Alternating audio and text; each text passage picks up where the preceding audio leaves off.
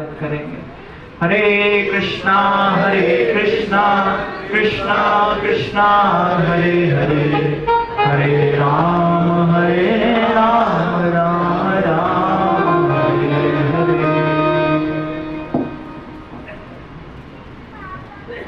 हरे कृष्णा।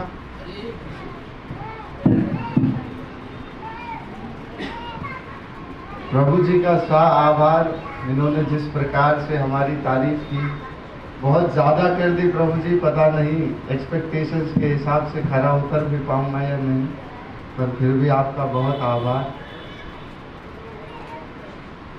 हरे कृष्णा हरे कृष्णा कृष्णा कृष्णा हरे हरे, हरे राम राम राम हरे हरे, हरे कृष्णा। तो आज इस श्रीमद् भागवत महापुराण के महायज्ञ के तृतीय दिवस पर आप सभी का स्वागत है। जो आज पुनः रिपीट के द्वारा आए हैं उनका भी स्वागत है, और जो आज नए आए हैं उनका भी अति स्वागत है। तो आइए पहले प्रार्थना में मिलकर सब भाग लेते हैं। ओम नमो भगवते वासुदेवाय,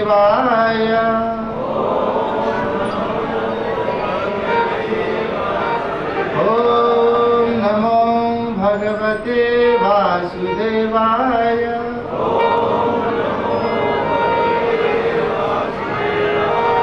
ओम नमो भगवते वासुदेवाय।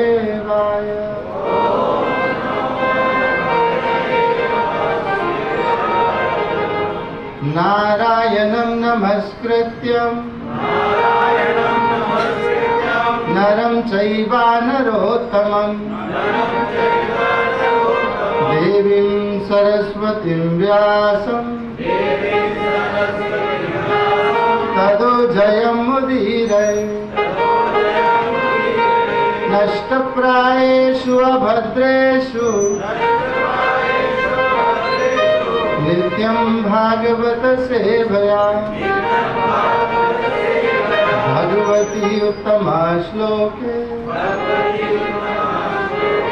भक्तिर्भवती नैष्ठकी।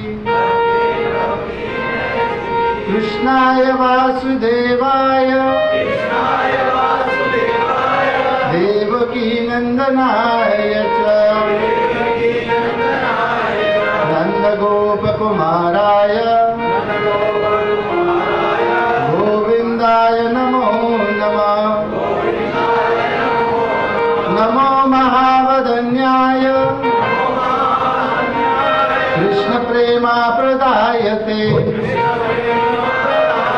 कृष्णाय कृष्ण चैतन्य नामनी गौरतेशे नमः। जय श्री कृष्ण चैतन्य प्रभु नित्यानंद, श्रीमते भक्ति वेदांत स्वामी नित्यानंद। हरे कृष्णा कृष्ण कृष्ण हरे हरे, हरे राम राम राम हरे हरे।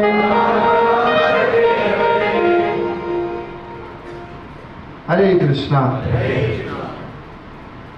तो श्रीमद् भागवत महापुराण के कल जो द्वितीय दिवस पर जो हमारी जिन विषयों के ऊपर कथा हुई, जिनके अंतर्गत प्रथम स्कंद के मंगलाचरण के विषय पर चर्चा हुई, और ऋषियों के 6 प्रश्न, जो शौनक आदि ऋषियों के 6 प्रश्न और उनके उत्तर में जो 6 उत्तर दिए सूत गोस्वामी ने वो, और फिर 3 और प्रश्न पूछे कि भागवत कब, कहाँ और किसकी प्रेरणा से प्रकट हुई, जिसके उत्तर में हमने जाना बद्रिक शंडक मंडले ऋषि छत्रवर्धनम, वहाँ संप्राशन मुनि का आश्रम है, बद्रिका आश्रम में संप्राशन नाम का आश्रम है वेदव्यास जी का, वहां भागवत प्रकट हुई। किसके द्वारा प्रकट हुई? व्यासदेव जी के द्वारा। किसकी प्रेरणा से प्रकट हुई? नारद जी की प्रेरणा से। और फिर नारद जी, जब गुरु बहुत प्रसन्न होता है तो अपने जीवन का अनुभव बताता है शिष्य को।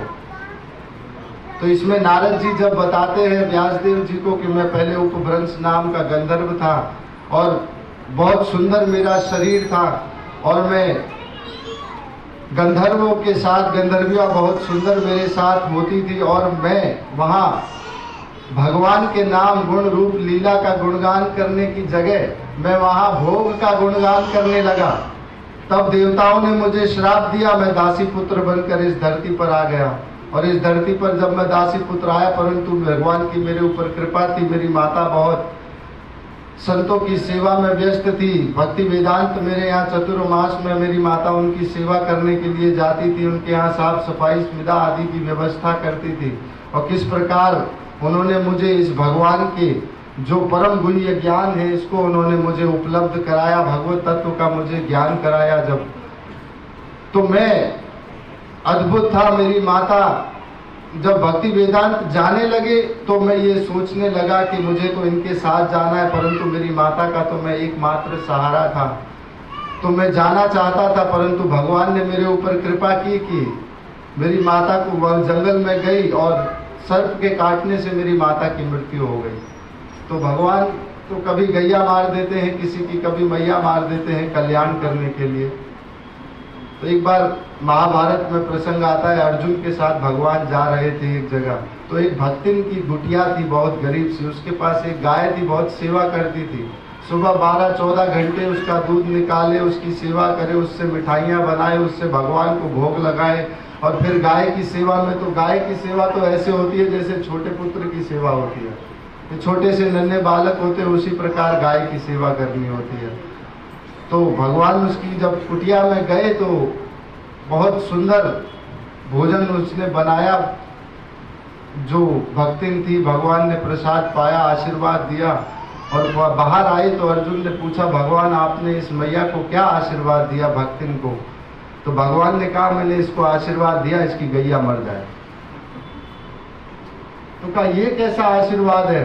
तो कहते 12 घंटे इस गैया की सेवा में सारा दिन लगी रहती है, इसी की सेवा करती है, खिलाती है, पिलाती है, लाती है, सारी चीजें इसकी सेवा में व्यस्त होकर करती है। अब ये गैया नहीं होगी, बचा हुआ ध्यान भी मुझ में ही लगा कर बैठी रहेगी। तो भगवान क्या कैसे सहायता करते हैं, कैसे हमारे जीवन में सफलताओं का या अपने स्वयं तक खोजने का जो मार्ग है भगवान किस प्रकार देते हैं, ये भगवान ही जानते हैं। तो नारद जी कहते हैं कि मेरी जब माता का देहांत हो गया, मैं भक्ति वेदांत के साथ गया। उन्होंने मुझे जब उस तत्व का ज्ञान दिया और उन्होंने मुझे भगवान का वो गोपाल मंत्र दिया जब, और मैं उस मंत्र का जाप करने के मन में इच्छा लेकर जब जंगल में गया, घना वन था, वो शेर वहां दहाड़ रहे थे, सर्प वहां नाच रहे थे, और मैं उस जंगल में गया। मुझे कोई भय नहीं है। भागवत के प्रथम श्लोक में आता है, यस्यामयि शून्यमानाय कृष्णे परम पुरुषे भक्ति रत पुद्यते पुंसाम शोक मोह भय अपाह। कि इस भागवत के सिर्फ श्रवण मात्र से ही शोक मोह और भय तीनों नाश हो जाते हैं। शोक हमें किस चीज का होता है? शोक होता है हमें जो पास्ट में बीत गया। मोह किससे होता है? जो आज है हमारे पास। और भय किसका है? जो कल आने वाला है। तो तीनों प्रकार से ये जो शोक मोह और भय, ये तीनों ही नाश हो जाते। अब मुझे कोई डर नहीं था, नारद जी कहते हैं, और मैं नदी में स्नान कर कर और उनके दिए हुए भक्ति वेदांत के मंत्रों का जप करने लगा। और नारद जी ये कहते हैं कि मुझे मेरे हृदय में भगवान के दर्शन हुए। और तब नारद जी ये कहते हैं, नारद जी ने ये बहुत सुंदर शब्दों में कहा है, मेरा रोम रोम प्रकाशित होने लगा, भगवान मेरे चारों तरफ से तरंगायित होने लगे और मैं उस अपूर्व सुख का अनुगाहन कर रहा था। और उस अपूर्व सुख में मुझे भगवान के दर्शन जब होने लगे तो उसके कुछ क्षणों में ही वो दर्शन लोप हो गए। तब एक गंभीर आवाज, नारद जी कहते हैं, मैं पुनः गया, उसी नदी में स्नान किया, पुनः वही पेड़ के नीचे बैठकर वही मंत्र जपे, पर इस बार मुझे भगवान नहीं दिखे। तब आकाश से गंभीर आवाज हुई, नारद अभी तुम कच्चे हो। तुम मुझे वन में ढूंढ रहे हो, ये वन तो सतोगुण का स्थान है, मैं तीनों गुणों से परे मिलता हूँ नारद। ये सतोगुण रजोगुण तमोगुण से ऊपर उठकर मुझे प्राप्त किया जा सकता है, तुम मुझे वन में खोज रहे हो नारद, अभी तुम अपक्व हो। और प्रभुपाद जी ये कहते हैं भगवान को प्राप्त करने का कोई मैकेनिकल प्रोसेस नहीं है, किसी जप से, किसी तप से, किसी योग से, किसी साधना से यदि भगवान मिल जाए ये संभव नहीं है। भगवान प्राप्त होंगे किसी संत की कृपा से मिल जाएंगे तो भगवान मिल जाएंगे, किसी योग साधना से भगवान प्राप्त हो जाए ये संभव नहीं है। तो ये हमने कल सुना नारद जी के विषय में। फिर प्रश्न पूछा दूसरा, जिस दूसरे प्रश्न में ये पूछा गया कि परीक्षित महाराज एक क्षत्र राजा इस सप्तद्वीपवती पृथ्वी के थे, उन्होंने क्यों मरणासन तक जाकर गंगा के तट पर इस सुक्ताल नामक स्थान पर क्यों जाकर वो बैठ गए, क्यों अन्न और जल का उन्होंने त्याग कर दिया मरणासन तक। तो उसके उत्तर में हमने सब जाना, परीक्षित महाराज के जन्म की कथा सुनी, परीक्षित महाराज के दिग्विजय का वर्णन सुना, परीक्षित महाराज के कलयुग पर विजय का वर्णन सुना हमने। और फिर आज जो उसके ऊपर एक जो श्रृंगी के श्राप से जो होगा वो पिताजी आकर करेंगे, उनका भाव था कि इस श्रृंगी के श्राप को सम्यक ऋषि के गले में सर्प डालने पर जो है वो इन्हें पूरा करें। तो ये कल की जो हमारी कथा हुई जिन विषयों पर, उसके ऊपर हमने चर्चा की। और अब जिन विषयों पर चर्चा करेंगे हम, क्योंकि यहाँ ऋषियों से उस भरी सभा में जब सुखदेव गोस्वामी प्रस्तुत होते हैं, वहां परीक्षित महाराज ने पहले तो डर रहे थे कि कहीं ब्राह्मण के अपमान करने पर मुझे ताड़ना ना करें सुखदेव गोस्वामी, परंतु फिर हाथ जोड़कर प्रार्थना करते हैं महाराज। और परीक्षित महाराज ने यहाँ एक प्रश्न पूछा है। एक प्रश्न है जो 2 खंडों में पूछा गया है। पूछा है पहले कि सब लोगों का महाराज, सब लोगों का सब समय एक ही स्थान पर क्या है जो ऐसा श्रेय है, कल्याण है। और दूसरा, जिसकी मृत्यु निकट हो उसे क्या करना चाहिए, क्या करना चाहिए, क्या नहीं करना चाहिए, क्या सुनना चाहिए, क्या नहीं सुनना चाहिए। और इस प्रश्न को सुनकर सुखदेव गोस्वामी इतने उत्साहित हो गए और कहते वर्य नेशते प्रश्न कृतो लोका हितम नृपा। अरे राजा, इतने अद्भुत राजा है आप, अरे मृत्यु आपके सर पर निकट बैठी हुई है, आपके सर पर मंडरा रही है, सर्प के मरने से, आप डसने से आपकी मृत्यु हो जाएगी, और इस अवस्था में भी आप दूसरों के कल्याण का सोच रहे हैं। इसलिए परीक्षित महाराज को राज ऋषि कहा गया है, राज ऋषि की श्रेणी में परीक्षित महाराज को रखा गया है कि ऐसे अद्भुत राजा हैं आप कि मृत्यु निकट है और तब भी भगवान दूसरों के कल्याण का सोच रहे हैं, मानव कल्याण का सोच रहे हैं। बहुत धन्य है। और परीक्षित सुखदेव गोस्वामी इतने खुद प्रसन्न हो गए इस प्रश्न से, इतने प्रसन्न हो गए कि 4 अध्यायों तक मंगलाचरण करना ही भूल गए, भागवत का मंगलाचरण करना ही भूल गए सुखदेव गोस्वामी। इतने प्रसन्न हो गए कि कैसा अद्भुत प्रश्न पूछा है।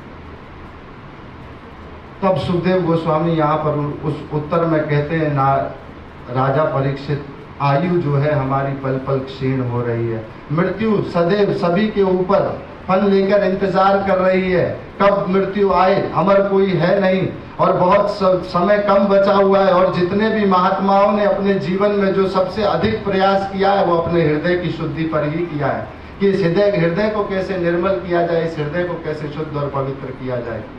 तो जितने भी राजाओं ने, जितने भी महर्षियों ने ये प्रयास किया है, सबसे पहले हृदय की शुद्धि पर ही किया है। और फिर राजन क्या करना चाहिए? करना चाहिए उस हरि, भगवान हरि का जो भजन है उसका करना चाहिए। तब कहते तस्मात् सर्वात्मना राजन हरि सर्वत्र सर्वदा श्रोतव्य कीर्तव्यश्च स्मर्तव्य भगवान नृणाम। क्या करना चाहिए?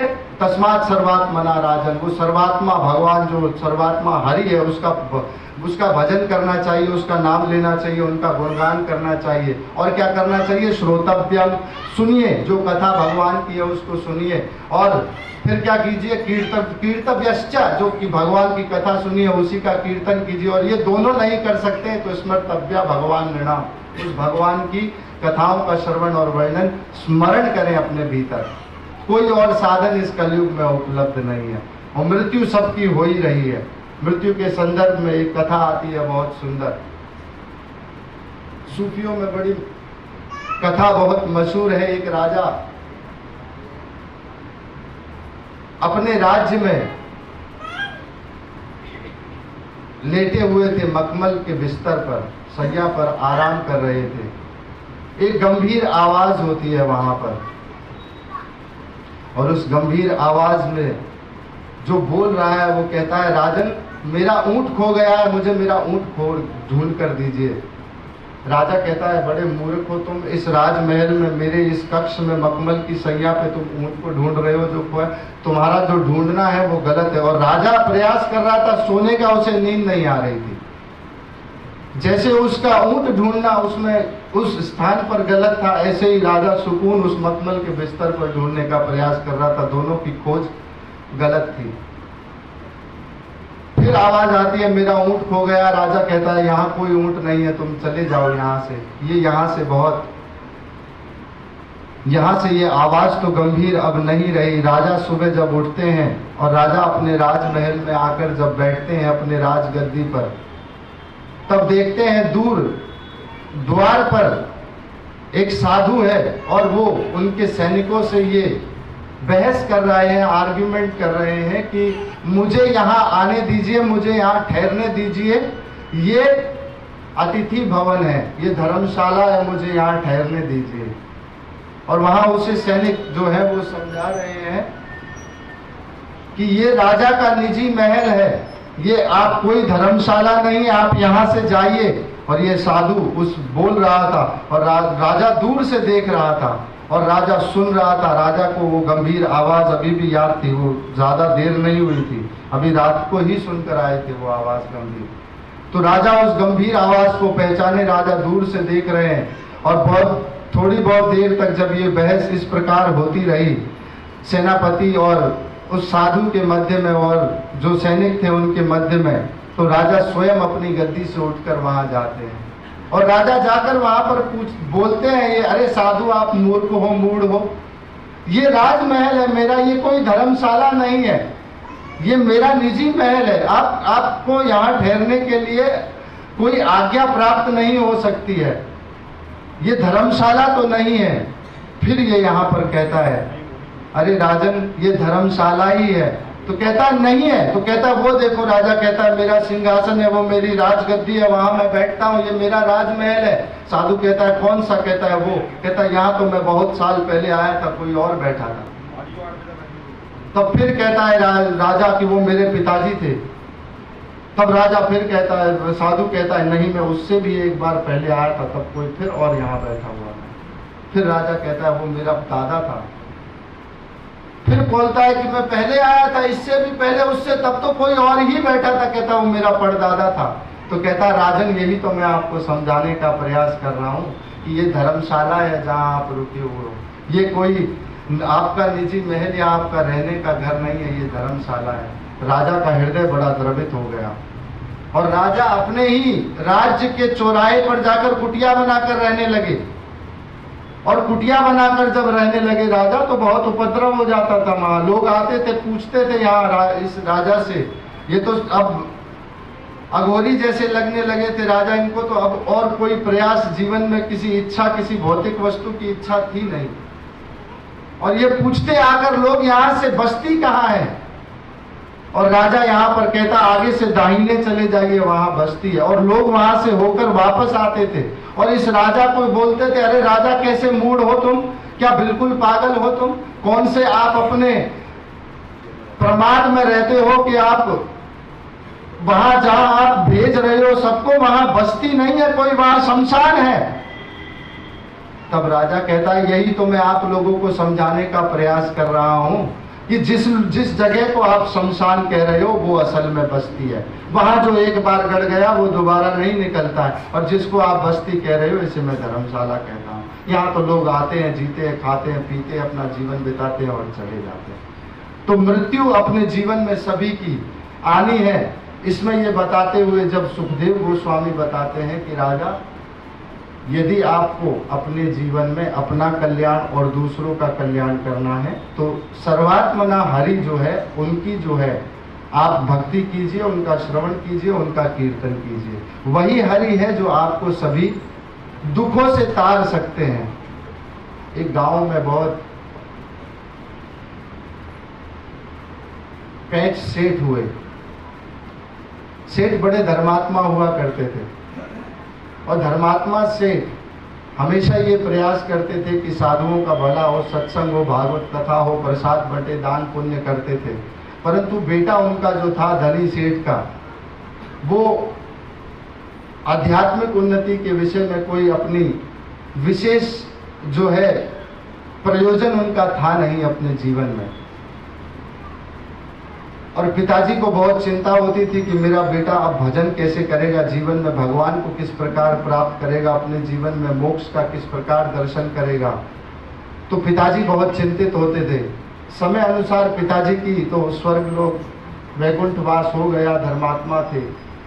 और यहाँ जब पुत्र को तो उनको शिक्षा देनी थी कि किस प्रकार भक्ति का उनके भीतर जागृत किस प्रकार हो भक्ति। तो जब सेठ धनी अपनी वसीयत जब लिख कर गए, तो उस वसीयत में ये लिख कर गए सेठ जी कि मेरी संपत्ति का आधा हिस्सा मेरे पुत्र को देना और मेरा संपत्ति का चौथा हिस्सा मेरी पत्नी को दीजिएगा और पांचवा हिस्सा मेरे एक सेवक को दीजिएगा मेरी संपत्ति का, जिसने सारा जीवन आजीवन मेरी निष्काम भाव से सेवा की है। तो अब जब सब इकट्ठे हुए पंचायत में, सारी संपत्ति का जब एक दूसरे को बंटवारा करने लगे, तो अंत में 19 ऊंट बचे। अब 19 ऊंटों को कैसे बांटा जाए? 19 का आधा हो तो न चौथा हिस्सा हो और चौथा हो तो पांचवा हो। किस प्रकार बांटा जाए इस 19 ऊंटों को? अब बड़ी चिंता हुई सबको। सब इधर उधर सब अपने गणित लगाने लगे, मैथमेटिक्स लगाने लगे, लेकिन किसी को समझ नहीं आया। तब जाकर कहा कि एक दूर यहाँ एक संत रहते हैं, उन संत के पास आप जाएं, वो आपकी जो है निवारण कर सकते हैं समस्या का। तो गांव वाले सब पहुंचे, संत को लेकर आए कि इस प्रकार समस्या है, संपत्ति का हिस्सा है, 19 ऊंट बांटे नहीं जा रहे। अब ये साधु भी अपने ऊंट पर ही चढ़कर आए। इनके पास भी एक ऊंट था, ये भी आ गए। अब कहा कि क्या समस्या है? बोला ये 19 ऊंट है, इनको बांटना है। तो कहा जाओ पहले मेरा ऊंट वहां बीच में खड़ा कर दो। अब कितने हो गए ऊंट? 20 हो गए। कहा इसका आधा हिस्सा भी इसको दे दो, इसके बेटे को 10 दे दो, चौथा हिस्सा पत्नी को दे दो, 5 दे दिए। अब कितने बचे? पांचवा हिस्सा इसके सेवक को दे दो, 4, मेरा ऊंट मेरे को दे दो, मैं जा रहा हूं घर, आपकी समस्या का समाधान होगा। कहते महाराज आपने ये किया कैसे? पुत्र को बोले बेटा इधर आ, ये कोई बड़ा गणित नहीं थे, पर तेरा पिता तेरे को ये समझाना चाहता था। अपने जीवन में सिर्फ एक भगवान को अपने जीवन में धारण कर लोगे तो ये सारी 19 ऊंटों की तरह जो समस्याएं ये सब समाप्त हो जाएंगी, नहीं तो इन्हीं 19 ऊंटों की तरह तेरी समस्याएं सदा बनी रहेंगी। सिर्फ एक भगवान को अपने जीवन में धारण कर लो।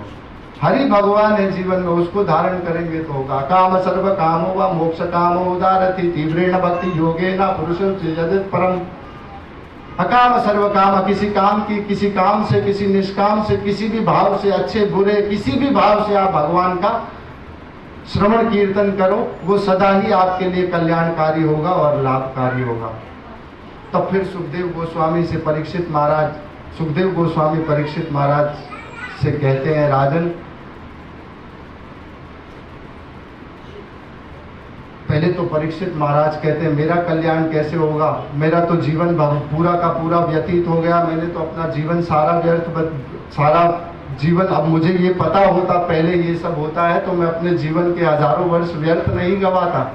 अब बहुत देर हो गई है। तब सुखदेव गोस्वामी कहते हैं राजन कोई देर हो जाए ये संभव नहीं है। भगवान का नाम किसी भी क्षण, किसी भी खटवांग महाराज ने, एक राज ऋषि हुए खटवांग महाराज, 2.5 घड़ी में उन्होंने भगवान को प्राप्त कर लिया। देवताओं की सहायता के लिए गए थे ऊपर स्वर्ग लोक में, आते हुए वापस देर हो गई, नीचे आए, कोई राज शासन बचा नहीं था। और आकर कहते हैं देवताओं से मेरी सहायता कर सकते हैं आप? तो कहते हैं हाँ बिल्कुल कर सकते हैं। तो वहां ऊपर स्वर्ग से कहते हैं कि आप मुझे जल्दी से साकेत नगरी अयोध्या भेज दीजिए, वहां मुझे जाना है। और यहाँ जब अयोध्या आए साकेत स्वर्ग लोक से, और यहाँ आकर देवताओं ने जब उनके गणना देखी तो कहा आपके पास सिर्फ 2.5 घड़ी बची हुई है। तो उस वहां पर अपना 2.5 मिनट, 2.5 जो उनके पास पल बचे हुए थे, उन 2.5 क्षणों में उन्होंने अपने चित्त को भगवान में समाहित किया और उस चेतना की तरह उस भगवान के दर्शन करते हुए 2.5 घड़ी में ही उन्होंने भगवान को प्राप्त कर दिया और उसी स्वर्ग के रास्ते से ऊपर वैकुंठ लोक गए। जिस स्वर्ग से आए थे अभी अभी यहीं पर साकेत अयोध्या में, उसी लोक स्वर्ग से होते हुए ऊपर विमान वैकुंठ में गया। तो 2.5 घड़ी में भी भगवान को प्राप्त किया जा सकता है। राजा आपके पास तो सप्ताहम विदम अवधि, आपके पास तो पूरे 1 हफ्ता 7 दिनों का समय बचा हुआ है, आपके पास तो बहुत सारा समय है। राजन आप चिंता मत कीजिए। तब का क्या करना चाहिए, क्या नहीं करना चाहिए? तब का करना तो ये चाहिए राजन, शुश्रूषो श्रद्धा नस्य वासुदेव कथा रुचि श्याम से भया विप्र पुण्य तीर्थान शिवनाथ। इस भगवान श्री कृष्ण वासुदेव की कथा में अपनी रुचि उत्पन्न करो और संतों का जो है आप संतों का संग करो। संत की कृपा से भगवान प्राप्त हो जाएंगे और संतों की कृपा से संतों के सानिध्य में रहकर पुण्य तीर्थ सारे के सारे आपको प्राप्त हो जाएंगे। और फिर क्या होगा? सुनताम स्वकथाम कृष्णा पुण्य श्रवण कीर्तना हृदयंतस्थो अभद्राणि विदुनोति स्वच्छताम। ये सारे के सारे अभद्र हैं जितने, ये सब भगवान श्री कृष्ण की कथा सुनने मात्र से सिर्फ सारे के सारे समाप्त हो जाएंगे आपके। फिर क्या होगा? नष्ट प्रायेषु भद्रेषु नित्यम भागवत सेवया भगवती उत्तमा श्लोक भक्तिर्भवति नष्टति। जो इस भगवान की भक्ति से जितने अभद्र हैं आपके जीवन में, जो शंकाएं, जो कष्ट, जो सब आने वाले हैं वो सब नाश हो जाएंगे। फिर क्या होगा आपके जीवन में? तजा रजस्तम भाव काम लोभादयश्चवे। आपके सारे काम, लोभ और जो मन में मोह है, कलमश है, कलांश है, जो ये एक दूसरे के जीवन से कई जन्मों की हमने मूर्तियां, आकृतियां, प्रकृतियां जो एक दूसरे की, पिता की, पुत्र की, किसी संबंधी की, किसी मित्र की बना रखी है, ये सब अपने आप समाप्त हो जाएंगी। और क्या होगा? उस भगवान की भक्ति में आपका मन लग जाएगा। फिर अंत में क्या होगा? आप भगवान के दर्शन को मन ईश्वरे, भगवान के ईश्वर का, भगवान का दर्शन आप करेंगे। और हमने आपको कल बताया था भगवान किस माध्यम से भीतर जाते हैं? कानों के माध्यम से। प्रविष्टा कर्णरंध्रेणाम स्वानाम भाव सर्वोरुहम धुनोति समलम कृष्णा सलिलस्य यथा शरत। भगवान कानों के माध्यम से भीतर जाते हैं, कोई आंखों के माध्यम से भगवान भीतर नहीं जाते हैं। और जब भगवान भीतर जाते हैं तो क्या होगा? दुनोती समलम कृष्णा। पहले तो जो भाव है आपका जैसा, वैसे आपके लिए भगवान प्रकट हो जाते हैं। माधुर्य रस में गोपियों की तरह यदि आप प्रेम से भगवान को प्राप्त करना चाहते हैं तो भगवान प्रेमी बनकर आ जाएंगे। लड्डू गोपाल के रूप में वात्सल्य भाव में भगवान से प्रेम चाहते हैं आप, तो भगवान लड्डू गोपाल की तरह पुत्र बनकर आपके पास आ जाएंगे। और यदि अर्जुन की तरह सखा भाव में भगवान से, जैसा आपका भाव होगा, सखा भाव में चाहेंगे, भगवान सखा बनकर आपके पास आएंगे। तो जैसा आपका भाव होगा वैसे भगवान आपके लिए प्रकट हो जाएंगे। और भगवान जो है ये 3 प्रकार से, जो माया में मुग्ध जीव है उनकी सहायता करते हैं। चैतन्य महाप्रभु कहते हैं माया मुग्ध जीवे नहीं स्वतः कृष्ण ज्ञान, कृष्ण कृपा केला दिया वेद पुराण। ये माया में जो मुग्ध जीव है ये स्वयं कृष्ण को जान ले, ये संभव नहीं है। भगवान श्री कृष्ण कृपा कर कर वेद और पुराण देते हैं। और वेद और पुराण को जब ये बताते हैं कि किस प्रकार ये वेद और पुराण भगवान देते हैं, इन वेद और पुराणों की सहायता से हम भगवान को जान पाते हैं, भगवान की सेवा कर पाते हैं, भगवान से प्रेम कर सकते हैं। ये संबंध ज्ञान, अभिधेय ज्ञान, प्रयोजन, इसके विषय में हम थोड़ा और चर्चा करेंगे बाद में। तो दूसरा स्कंद जो श्रीमद् भागवत का है, जिसके विषय पर हम बात कर रहे हैं, इस दूसरे स्कंद में, जैसे पहले स्कंद में 19 अध्याय थे, 3 अध्यायों में प्रारंभ के में सूत गोस्वामी से सनक आदि ऋषियों के प्रश्न और उनके उत्तर थे। फिर 3 अध्यायों में आगे के में भागवत किस प्रकार प्रकट हुई और फिर किस प्रकार सुखदेव गोस्वामी ने एक स्थान पर बैठकर भागवत का श्रवण किया। वो तो व्रत चूड़ामणि थे, एक स्थान पर गोधवन से भी अधिक समय तक, 7 मिनट से अधिक समय कभी ठहरते नहीं थे। इसका उत्तर ये 6 अध्याय। फिर 12 अध्यायों में पूरे में परीक्षित महाराज के कुल का वर्णन सुना, जिसमें हमने उत्तरा की प्रार्थनाएं सुनी, कुंती माता की प्रार्थनाएं सुनी और द्रौपदी की प्रार्थनाएं सुनी। फिर भीष्म पितामह की सदगति सुनी, धृतराष्ट्र की सदगति सुनी, ये पूरे पांडव कुल का वर्णन। और एक अध्याय में अंतिम में सुखदेव गोस्वामी आते हैं। और दूसरे स्कंद जो श्रीमद् भागवत का है, इसमें कुल मिलाकर 10 अध्याय हैं। ये श्रीमद् भागवत का सबसे छोटा स्कंद, परंतु सबसे गुह्य ज्ञान का जो स्कंद है वो ये है। तो 2 अध्याय जो प्रारंभ के में हैं वो तत्व का ज्ञान, भगवान के तत्व का ज्ञान और उसका ध्यान कैसे किया जाए। पहले तो नए हम तो पहले विराट पुरुष का ध्यान करके देखें, समस्त ब्रह्मांड को, अति ब्रह्मांड को हम भगवान के भीतर ही देखें, ये अनंत विराट पुरुष का ध्यान करें। और फिर आगे के 2 हृदय जो अध्याय है उसमें हत प्रसाद, हृदय की जो शुद्धि है वो किस प्रकार हो, हृदय कैसे निर्मल हो, पवित्र हो, वो कैसे होगा, इसका अध्ययन है। फिर 3 अध्याय आगे के में ब्रह्मा जी अपनी उत्पत्ति बताते हैं और आगे के 3 अध्यायों में उपपत्ति के द्वारा किस प्रकार भगवान को जाना जा सकता है इसका वर्णन है। तो तत्व का ज्ञान हमने आपको बताया कि क्या जानना है जीवन में, उसकी आवश्यकता बहुत जरूरी है। और दूसरी चीज जो है हत प्रसाद, हृदय का प्रसाद क्या है। जब हृदय शुद्ध हो जाएगा तो ये सारे हमने बताया कि कैसे शुश्रूषो श्रद्धानस्य, और दूसरा फिर अंत में चेतयेतेरम अनाविद्वम स्थितम सत्वे प्रसीदति, कि आपका चित्त किस प्रकार उस भगवत में लीन हो जाएगा, उसी में सदैव रह जाएगा। तो किस प्रकार ये करना चाहिए, अपने मन को सबसे पहले वैराग्य रूपी अस्त्र से, इस सारे शस्त्र से, वैराग्य रूपी शस्त्र से पहले जो अपने इंद्रियों को है इसको संयम में करना होगा। उस प्रकार मन की जो वासनाएं हैं उनको संयम में लाना होगा, क्योंकि मन ऐसा है जो कभी स्थिर नहीं रह सकता। पीपल का पन, हाथी का कन और आदमी का मन, ये कभी एक स्थान पर ठहरते नहीं है। पीपल को आप देखेंगे उसका पत्ता सदैव ऐसे हिलता रहता है, हवा हुई या ना। हाथी का कन सदैव घूमता रहता है और आदमी का मन तो चंचल है ही है। तो पहले तो किसी ने कहा कि अमृत कहाँ है। बहुत से लोगों ने, ये ज्ञानियों ने, विधुओं ने बहुत प्रयास किया कि अमृत है कहाँ। तो कहा कहाँ मिल सकता है अधु, तो कहा वदौ विदौ, कहाँ मिलेगा। क्या हो सकता है अमृत सागर में हो, विदय में हो, सिंधु में हो, सागर में हो, महासागर में। अमृत तो वहीं से तो निकला था, अमृत तो वहीं से निकला, तो हो सकता है सागर में अमृत हो। तो कहा नहीं, सागर में अमृत नहीं हो सकता, क्योंकि यदि सागर में अमृत होता तो उसका जल तो मीठा होता, फिर जल उसका खारा क्यों होता। तो कहा कहाँ अमृत हो सकता है, तो कहा चंद्रमा पर अमृत हो सकता है, सोम रस होता है वहां।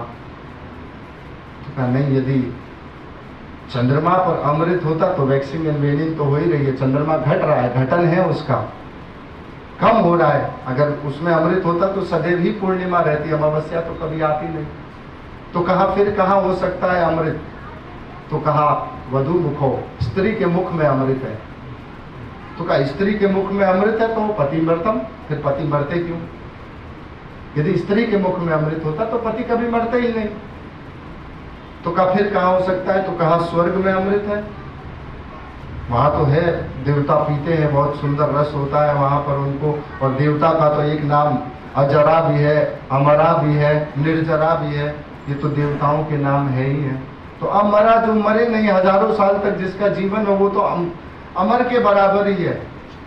तो अमृत कहाँ हो सकता है, तो कहा स्वर्ग में। कर नहीं, क्षीणे पुण्य पुण्य मृत्यु लोक अभिसंति, फिर उनके पुण्य खत्म हो जाते हैं तो फिर वो पुण्य मृत्यु लोक में आ जाते हैं। तो कहा तो फिर अमृत है कहाँ, न सागर में अमृत है, न सिंधु में अमृत है, न चंद्रमा पर अमृत है, और न स्वर्ग में अमृत है, न स्त्री के मुख में। कामी कहता है स्त्री के मुख में, परंतु वहां भी अमृत तो नहीं है। तो कहाँ है अमृत, तो कहा अमृत तो किसी भागवत पुरुष के कंठ में विराजमान रहता है। जब वो उस भागवत कथा को, भगवान के श्रवण को कहता है तो वो अमृत स्वयं बाहर निकल कर आ जाएंगे। अनुभव है हमारा, शास्त्रों को पढ़कर यदि आप पढ़ेंगे, जोर जोर से श्लोकों को पढ़ेंगे, तो स्वाभाविक तो ये है कि मुख हमारा, कंठ हमारा सूख जाएगा, परंतु इतना रस निकलता है, पीते रहेंगे उसे आप। इतना अनुभव है इन शास्त्रों के, इतना रस है। ये हजारों सालों से जिन मंत्रों को पढ़ा जा रहा है, जपा जा रहा है, जिन मंत्रों में इतना सा भी फेरबदल हजारों सालों में नहीं हुआ है, सिद्ध किए हुए मंत्र हैं ये। तो अमृत कहाँ है, अमृत वास करता है कंठ में। किसके, जो भागवत पुरुष होते हैं, जो भगवान की कथा का आपको रसपान कराते हैं, उनके कंठ में अमृत विराजमान होता है, और कहीं अमृत और इस धरती पर है नहीं। तो ऐसा अद्भुत जब बताते हैं, और फिर आगे सुखदेव गोस्वामी बहुत ताड़ना करते हैं। परीक्षित महाराज ने ये कहा था कि हम तो संसारी लोग हैं, आप साधु तो हमारे पास आते नहीं हैं, हम राजाओं के पास आप साधु आते नहीं हैं।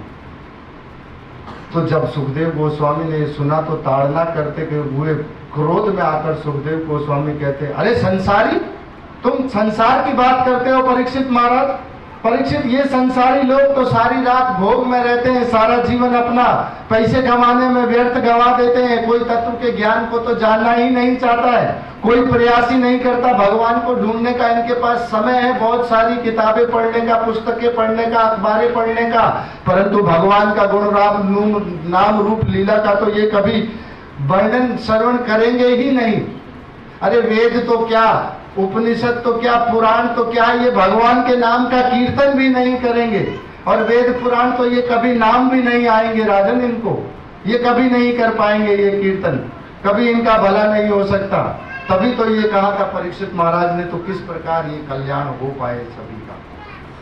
तो ताड़ना करते हुए सुखदेव गोस्वामी ये जब कहते हैं कि ये संसारी लोग हैं, ये सदैव भोग विलास में रात अपनी बिता देते हैं, और जीवन जो दिन मिलता है इनको, उसको धन कमाने में अपना व्यर्थ गवा देते हैं। आयु पल पल क्षीण हो ही रही है, मृत्यु सत्वा, और कलयुग में भगवान का नाम लेना बड़ा मुश्किल कार्य भी है। तो ये उत्पत्ति के द्वारा 3 अध्यायों में जो है उत्पत्ति बताई गई है। इसमें ब्रह्मा जी से नारद जी पुत्र का संवाद है। नारद जी से जब नारद जी पूछते हैं, पिताजी ये समस्त पृथ्वी तो, ब्रह्मांड तो आपके हाथ में ऐसे है जैसे अखरोट रखा हुआ हो, आप तो इसको चारों तरफ से देख सकते हैं। ब्रह्मा जी दोनों हाथों पर, कानों पर हाथ रख लेते हैं, नहीं नहीं नहीं बेटा, इस सृष्टि की सर्जन मैं नहीं करता हूँ, मुझसे भी ऊपर भगवान है, वो इस सृष्टि को करते हैं, और इस माया की दृष्टि से ये सृष्टि रचते हैं। इस माया से ही ये सृष्टि होती है, और इसी माया में पुनः ये सृष्टि लीन हो जाती है। भगवान इसमें, इस सृष्टि में भगवान ऐसे रहते हैं कि कर्ता होते हुए भी अकर्ता रहते हैं। तो मैं ये सृष्टि नहीं करता हूँ। उत्पत्ति के द्वारा बताते हैं फिर ब्रह्मा जी की मैं किस प्रकार माया से, भगवान की माया से किस प्रकार उत्पन्न हुआ। कमल के डंडे पर मेरा जन्म हुआ, और मैंने चारों तरफ देखा, 4 मेरे मुख हो गए, और फिर उस अनंत जो ब्रह्मांड की जो शांति थी, सन्नाटा था, मैं उसमें बैठा रहा। तब एक 16वें और 21वें वर्ण का हिंदी का शब्द त प, बस यही मुझे सुनाई दिया, और मैंने 100 वर्षों तक तपस्या की, और क्या हुआ, मुझे भगवान के दर्शन हुए। और दर्शन क्या हुए, भगवान ने आके मुझसे हाथ मिलाया। और जब भगवान ने मुझसे आकर हाथ मिलाया, तब उपपत्ति में ये बताते हैं कि भगवान को कैसे, उपपत्ति का एक अर्थ मोक्ष भी होता है, कि जब भगवान ने मुझसे हाथ मिलाया, तब मैंने भगवान से पूछा कि भगवान मेरी उत्पत्ति का कारण क्या है। तो ब्रह्मा जी से कहा कि आप सृष्टि का सर्जन करो, सृष्टि का विस्तार करो। और भगवान ने मुझे तब चतुर्श्लोकी भागवत का उपदेश दिया। 4 श्लोकों में भागवत, अहम समिद्वेग्रा, कि मैं इस धरती पर, इस अखंड ब्रह्मांड में पहले मैं ही था, मैं ही हूँ, और मैं ही सदा रहूंगा। ये सारे जो जीव है, जो अचल है, अचर है, चर है, ये सब मुझी में लीन हो जाएंगे पुनः। मेरे अलावा ना कोई था, ना कभी होगा। मुझसे अलग जो भी तुम्हें दिखता है, ये सब माया है। तो जब ये भगवान बताते हैं, और चतुर्श्लोकी भागवत में ब्रह्मा जी को उपदेश जब दिया है, तब ब्रह्मा जी ने ये कहा है कि अब मेरी जो वृत्ति है वो कहीं इधर उधर भटकती नहीं, अब मेरा ध्यान सदैव भगवान के श्री चरणों में लगा रहता है। तो 9वें अध्याय में जाकर ये चतुर्श्लोकी भागवत सुनाई है ब्रह्मा जी को। भगवान ने 4 श्लोकों में भागवत, 4 ही श्लोकों में चतुर्श्लोकी भागवत नारद जी को सुनाई है ब्रह्मा जी ने। और नारद जी ने भी व्यासदेव जी को चतुर्श्लोकी भागवत ही दी है। हिंदी में 2 शब्द होते हैं, एक समास और एक व्यास। समास का अर्थ किसी एक विषय को बहुत थोड़े से में कह देना, जैसे एयर कंडीशन को एसी कह दो, बहुत थोड़े में कह देना, व्यास का अर्थ है उसका विस्तार कर देते हैं। तो ऐसे जब बताया और फिर 10वें अध्याय अंतिम में जो 10 विषय है भागवत के उसके ऊपर वर्णन है। जो 10 विषय हैं भागवत में, जो अब तीसरे स्कंद से प्रारंभ होंगे। सर्ग, विसर्ग, स्थानम, पोषण, ऊति, मनवंतर, ईशानु कथा, निरोध, मुक्ति और आश्रय। सर्ग जो पंच महाभूत, जीवात्मा की सीढ़ी जो भगवान ब्रह्मा को देते हैं। और विसर्ग चौथा अध्याय जो आएगा, विसर्ग जो सृष्टि ब्रह्मा जी करते हैं। इन पंच महाभूतों से जो अलग अलग आकृतियां और प्रकृतियां ब्रह्मा जी बनाते हैं, इसको विसर्ग कहते हैं। फिर इस सृष्टि को करने के लिए करनी है तो स्थान भी चाहिए, तो इस पृथ्वी के लिए फिर स्थानम, क्या क्या स्थान है ये 5वें स्कंद में आएगा। जब सारे 7 दीपों का वर्णन होगा, 9 वर्षों का वर्णन होगा, इन सब में बताया जाएगा किस किस प्रकार ये सारे दीप और ये वर्ष जो हैं यहाँ रहते हैं। किन पुरुष वर्ष में हनुमान जी भगवान की उपासना करते हैं, और इस प्रकार अलग अलग है, चौथे स्कंद में अभी आएंगे। और फिर स्थानन के बाद स्थान है, भगवान जीवात्मा जीव बनाते हैं, प्रकृतियां आकृतियां बनाते हैं, तो फिर इनका पोषण कैसे करते हैं। और फिर ऊती, जैसे माली होता है, बगीचा लगाता है, कहीं से किसी को काटता है, कहीं किसी से थोड़ी जगह मिट्टी लगाता है, कहीं बीज कहीं पानी देता है। इस प्रकार ऊती कर्म वासनाएं जो हैं, इसका भगवान किस प्रकार निवारण करते हैं। फिर मनवंतर, ये भगवान ने यदि पूरी सृष्टि बनाई है तो इसका शासन करने के लिए भी कोई होगा, तो कैसे मनु चुने जाते हैं, कैसे इंद्र चुना जाता है, कैसे ये सारे पद चुने जाते हैं, इन सब का वर्णन है। कैसे मनवंतरों में अलग अलग है, इसका वर्णन आएगा। ये जो है 8वें स्कंद में आएगा। फिर 9वें स्कंद में जाकर हमको पता है निरोध, कि बड़े बड़े राजाओं के, चक्रवर्ती सम्राटों का जो विश्लेषण करके बताएंगे। ऐसे अनंत बड़े बड़े महान राजाओं ने किस प्रकार भगवान की भगवत भक्ति को ही सबसे श्रेष्ठ समझा। और फिर 10वें जो है, फिर 10वां जो इसका विषय है वो है मुक्ति। 9वां विषय है मुक्ति, मोक्ष। और मुक्ति भगवान के इस लीलाओं को सुनते सुनते ही 10वें स्कंद में हो जाती है। फिर मुक्ति, फिर आश्रय, जो भगवान का आश्रय किस प्रकार लिया जाए। तो इस प्रकार 10 विषयों का दूसरे स्कंद में वर्णन है। तो इन सब का वर्णन करते हुए सुखदेव गोस्वामी बताते हैं, माता जी का स्वागत है। तो इन सभी का वर्णन करते हुए जब सुखदेव गोस्वामी इस दूसरे स्कंद को बताते हैं,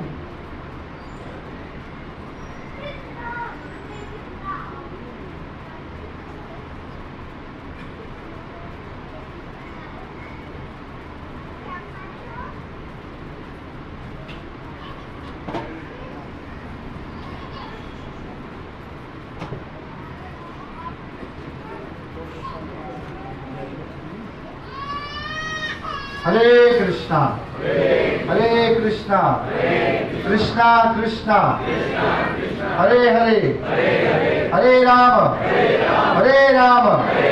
राम राम हरे हरे।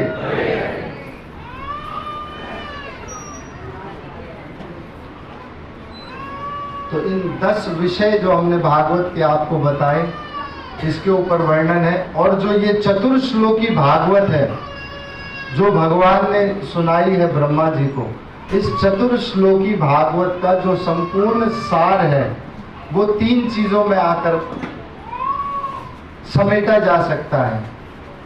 चैतन्य महाप्रभु ने चैतन्य चरितामृत में इन 3 रूप गोस्वामी को ये 3 चीजें समझाई हैं।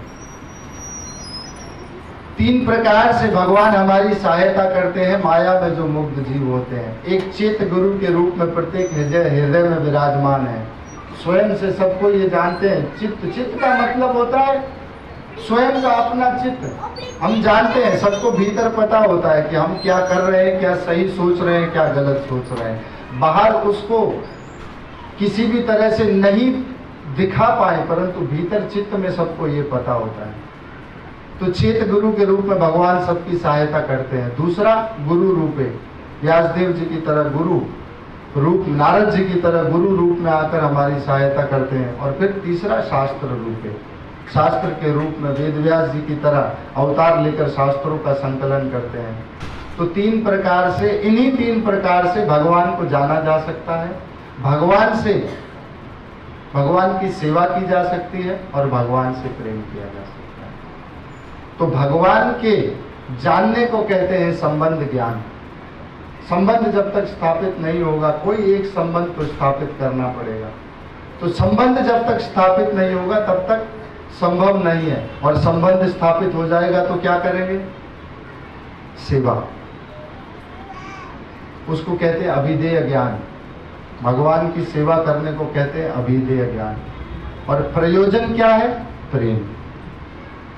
वो प्रेम नहीं जो हम करते हैं, ये संसारी भौतिक प्रेम नहीं, स्त्री पुरुष का प्रेम नहीं, पुत्र माता का प्रेम नहीं।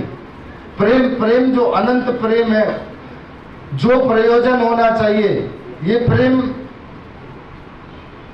कोई ऐसी वस्तु नहीं है जो यहाँ धरती की जड़ें, इस धरती में इसकी जड़ें नहीं है प्रेम की। ये आकाश से, स्वर्ग से उतरी हुई छोटी सी किरण है तो प्रेम है। ये प्रेम बांधता नहीं है किसी को, प्रेम किसी को कोई पूर्ण स्वतंत्रता देता है, प्रेम में कोई बंधन नहीं है। तो ऐसा प्रेम होना चाहिए, ये संसारी प्रेम नहीं। एक डॉक्टर के साथ उनके मित्र चले गए, पागल खाने में डॉक्टर थे।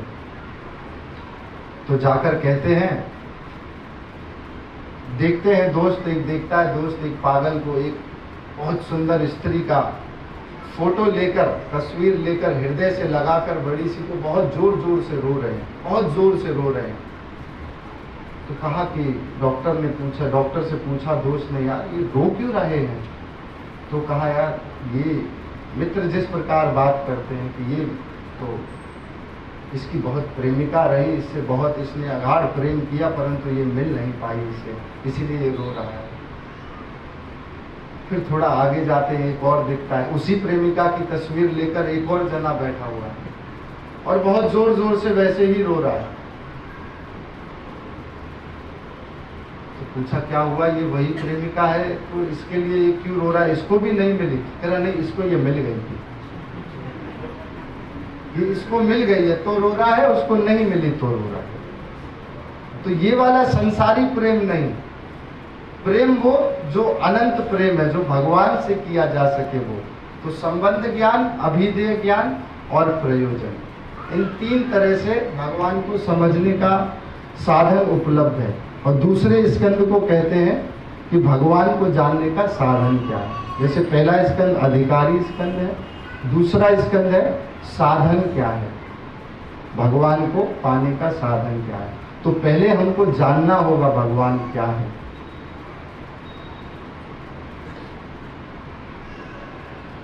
एक घने वन में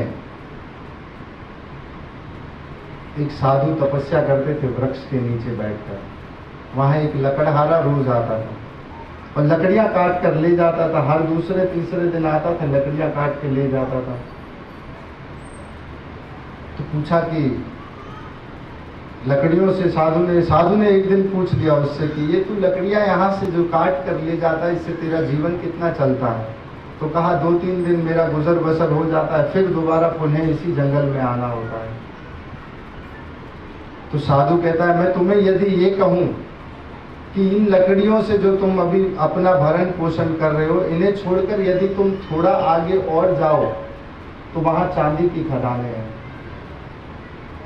चांदी की खदानें? कहता मैं तो नहीं मानता, पूरा जीवन मेरा पिता इसी जंगल में जीकर मर गया, तो यहाँ कोई चांदी की खदानें तो नहीं हो सकती। फिर भी विचार करके देखता है कि जा लेने में हर्जी क्या है।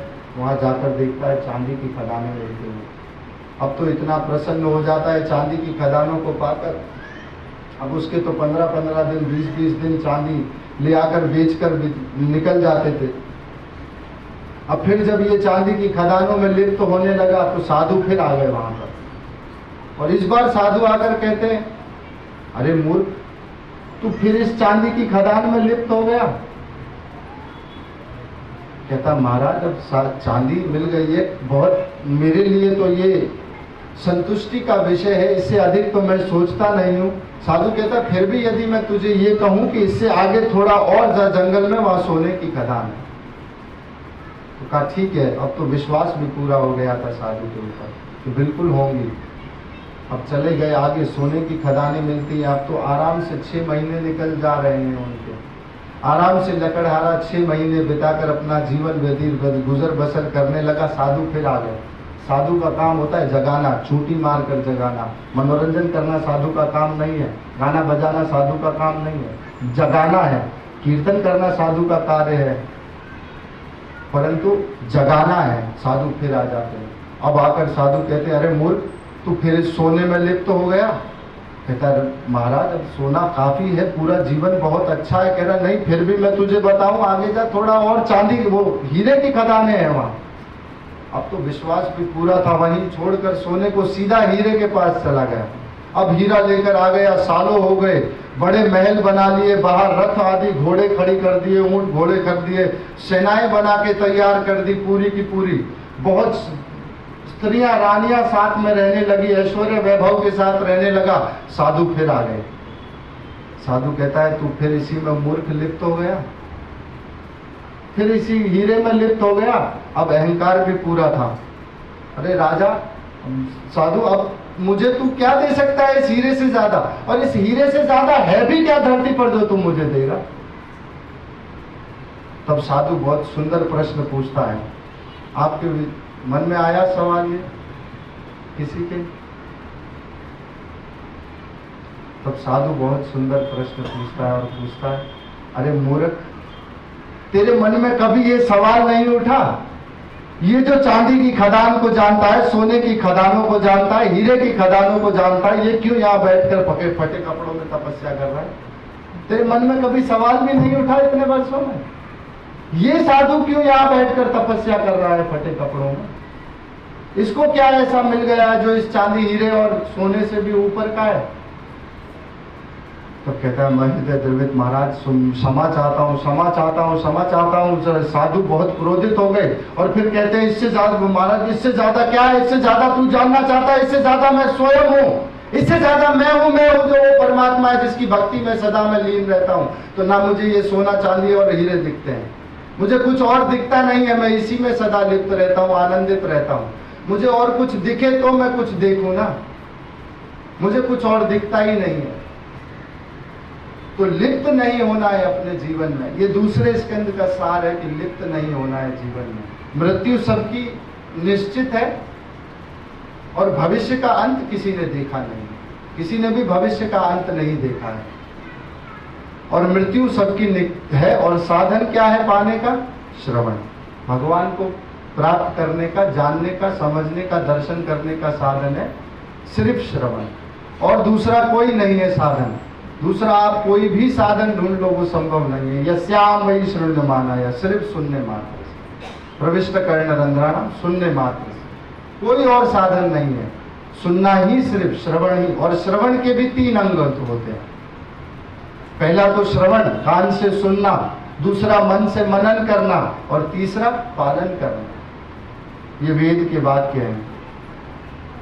श्रवण, मनन, नित्यासन, ये वेद के वाक्य हैं।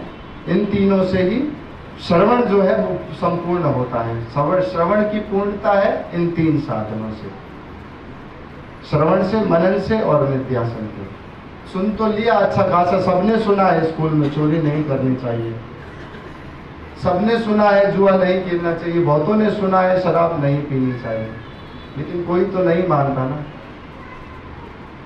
और किसी भी हृदय की शुद्धि या फिर धर्म का आचरण कराने के लिए किसी डंडे से, किसी सैनिक के डर से नहीं किया जा सकता।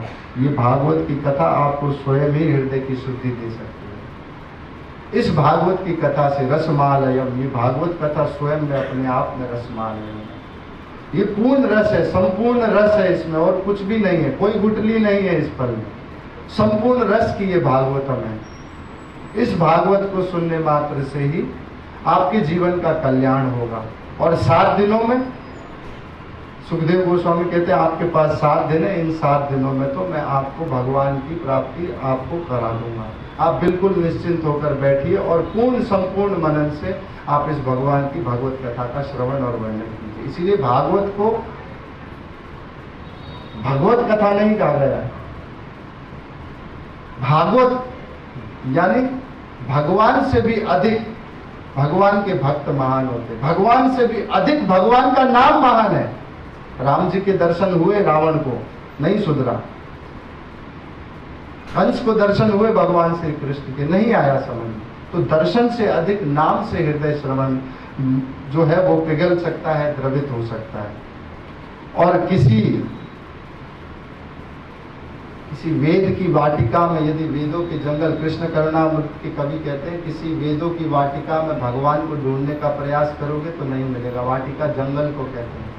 वेदों के इस जंगल रूपी घने जंगल में भगवान को ढूंढने का प्रयास करोगे, भगवान नहीं मिलेंगे। उपनिषदों के अर्थ में यदि भगवान को ढूंढने का प्रयास करोगे, भगवान नहीं मिलेंगे। कहाँ मिलेंगे भगवान? अरे जाना किसी ब्रज में जाकर यशोदा मैया का आंचल उठा के देख लेना, भगवान वहां मिल जाए। और कहीं भगवान मिल जाए ये संभव नहीं है। ये बताते हुए सुखदेव गोस्वामी जब श्रवण का महत्व बताते हुए आगे बढ़ते हैं और फिर राजा परीक्षित कहते हैं कि किस प्रकार सबका कल्याण हो सकता है, तब ये सुखदेव गोस्वामी ने बताए सारे के सारे जो हमने उत्तर सुने इसके विषय में। और फिर यहाँ आकर जो हमारा दूसरा स्कंद है वो आकर पूर्ण आहुति पर पहुंचता है। दूसरे स्कंद की पूर्ण आहुति होती है भागवत के 10 विषय बताने का। फिर तीसरा स्कंद प्रारंभ होता है जो सर्ग है। तीसरे स्कंद को सर्ग कहते हैं, भगवान किस प्रकार सृष्टि करते हैं। कहा तो था पिताजी ने इसको आगे जो है वही बढ़ाएंगे, तो आपकी यदि आज्ञा हो तो मैं इसको कर सकता हूँ, परंतु पिता की आज्ञा की भी अवहेलना नहीं कर सकता।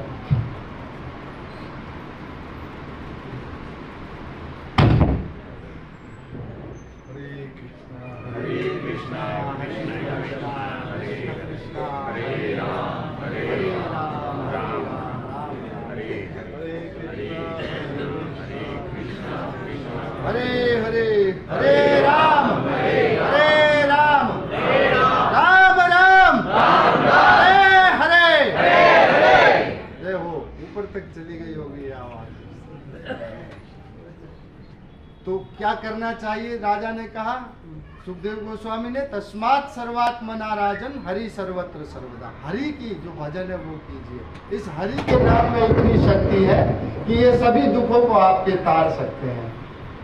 एक साधु हुए, एक गांव में एक बड़े नास्तिक व्यक्ति रहा करते थे। तो किसी ने कहा कि ये भगवान का नाम नहीं जपते, इनको कोई भगवान का नाम जपा दे। तो हर जगह ले जाया करते थे साधुओं के पास कि इनसे कोई भगवान का नाम जपवा दे।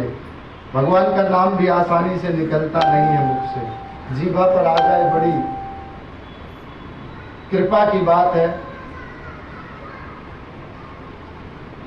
ये तो कृपा, आप तो पंजाबी हैं प्रभु जी। पंजाबी तो कर पा कहते हैं, कृपा नहीं कहते, कर और पा। तो हरि का नाम, भगवान का नाम नहीं लेता है, इसका क्या किया जाएगा। तो कहा क्या कर सकते हैं इनके लिए। बड़े जगहों पे ले जाते थे, बड़े ऋषि साधुओं से कहते थे इनसे भगवान का नाम जपवा दो, इनसे भगवान का नाम जपवा दो, परंतु नहीं जपता। कोई साधु आकर पूछता क्या नहीं जपता है, कह रहा साधु आप जो मर्जी कह लो, मैं वो भी नहीं कहूँगा जो आप कहलवाना चाहते हो, मुख से ही नहीं कहूँगा। तो कहा नहीं कहेगा तो क्या करेगा तू। तो साधु कहता है तू एक काम करना, कुछ भी नहीं करना, बस मैं अब तेरा जो मन है वो तू कर। दूसरे दिन साधु ठेला लेके हरी मिर्ची का और उसके घर के आगे ही पहुंच जाता है।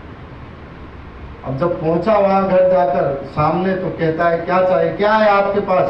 कह रहा दिख नहीं रहा है, क्या है। तो बोला हरी मिर्ची है। हरी मिर्ची है। फिर साधु कहता है अब तेरा हरी तो मैंने जपवा दिया। अब एक चीज जरूर याद रखना, इस हरि के बदले में तेरे को कोई भी कुछ दे मत लेना। कहता ये कैसे होगा कि बस हरि के बदले में, इसके बदले जैसे कर्म का फल होता है, इसका कोई भी जो फल है वो तू लेना मत, तेरे को जो मर्जी दे कोई। कहता है ठीक है। अब समय अनुसार मृत्यु हो जाती है, मृत्यु होने के बाद ऊपर स्वर्ग लोक में जाता है। इंद्र देखते हैं, सब देखते हैं, भाई क्या करा है। पहले तो यमराज के यहाँ जाते हैं, फिर यमराज रहते हैं नीचे यमपुरी में, और यमराज का ऑफिस है ऊपर अर्यमा पितृलोक में, ऑफिस वहां है, यमराज रहते हैं नीचे यमपुरी में। तो यहाँ से यमपुरी से जब ये ऊपर गए पितृलोक में और इसकी सारी लिस्ट निकाली तो कहा क्या किया है इसने, कभी भगवान का नाम जपा है, कह रहा नहीं जपा, एक बार हरी मिर्ची कहा है जीवन में बस। अरे हरी तो कहा है एक बार, हरी के बदले कुछ दो इसको। तो हरी के बदले क्या दिया जाए इसको, कह रहे हरी के बदले तेरे को क्या चाहिए, कह रहा मेरे को साधु ने कहा था कुछ मांगना मत बस, तो मेरे को चाहिए कुछ नहीं, मुझे कुछ नहीं चाहिए इसके बदले। तो कह नहीं, अब आपने कर्म किया, फल तो भोगना होगा, नाम लिया है, कोई ना कोई तो फल मिलेगा इसका, नहीं चाहिए। फिर देखा तो हरि के बदले क्या देते हैं इसको, हरि के बदले क्या दे सकते हैं, ये तो नहीं पता यमराज, मुझे भी नहीं पता हरि के बदले क्या दे सकते हैं। तो कहा चलो जी शंकर जी के पास चलते। अब शंकर जी के पास सारे एकत्रित होकर गए, यहाँ से स्वर्ग के देवता, यहाँ से यमराज अर्यमा सारे एकत्रित होकर ऊपर गए। और जब भगवान रुद्र से कहते हैं शंकर से कि इन्होंने एक बार जीवन में हरि जपा, इनको क्या दिया जा सकता है, हमें तो समझ नहीं आ रहा है। शंकर कहते मुझे भी नहीं मालूम है क्या दे सकते हैं हरि के बदले, तो हरि के बदले क्या दे सकते हैं। अब सब एकत्रित होकर भगवान विष्णु के पास चले गए, वैकुंठ में जाकर पहुंचे और वहां जाकर क्या कहते, भगवान इसने एक बार हरि जपा है, इसके बदले में इसको क्या दे सकते हैं। भगवान कहते हैं बड़े मुस्कुराते हुए, बेटे हरि के बदले तो सिर्फ हरि ही मिल सकता है, हरि के बदले और क्या मिलेगा, हरि मिल सकता है। और इस हरि के लिए ये सारे देवता ब्रह्मा रुद्र और ये यमराज सब एक साथ उसको लेकर आके मेरे सामने सुपुर्द कर दिया। अब आप जाइए अपने अपने ऑफिस संभालिए, हरि के बदले तो हरि ही मिल सकता है और कुछ हरि के बदले नहीं मिल सकता। तो एक बार हरी मिर्ची जपने का यदि इतना प्रभाव हो सकता है जीवन में, तो सोचिए जीवन का जो है इसको यदि नाममय जीवन को बना दिया जाए तो कितना अद्भुत ये जीवन बन सकता है।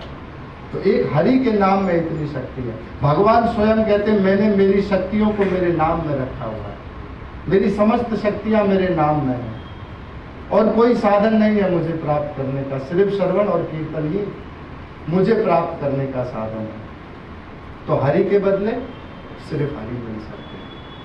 तो ऐसा अद्भुत यहाँ पर ये श्रवण के महत्व बताते हुए दूसरा स्कंद हम पूर्ण करते हैं। और फिर तीसरा स्कंद जो प्रारंभ होता है, सर्ग कहते हैं इसको, तीसरे स्कंद को। तीसरे स्कंद का जो विषय है वो सर्ग है। इस तीसरे स्कंद में कुल मिलाकर 33 अध्याय हैं और इन 33 अध्यायों के अंतर्गत प्रारंभ के जो 3 अध्याय हैं, 4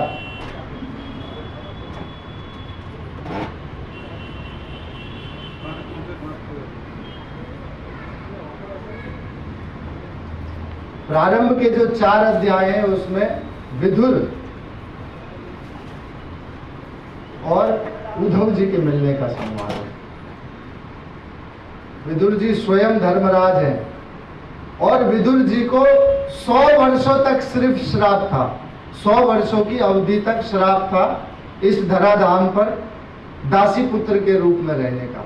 परंतु विदुर जी 125 साल तक, 120 साल तक रहे प्राय, क्योंकि भगवान लीला अभी तक अपनी कर रहे थे, अपना लीला का अमृत बरसा रहे थे। भगवान श्री कृष्ण को यहाँ आकर विदुर जी ने जो अपना एक्सटेंड कर दिया अपनी लील को कि मुझे नहीं जाना। हरे कृष्णा। हम यहाँ अपनी वाणी को विराम देते हैं। आप सभी का आभार, आपने श्रवण के स्कंद को श्रवण भी बहुत अच्छे से किया। हरे कृष्णा।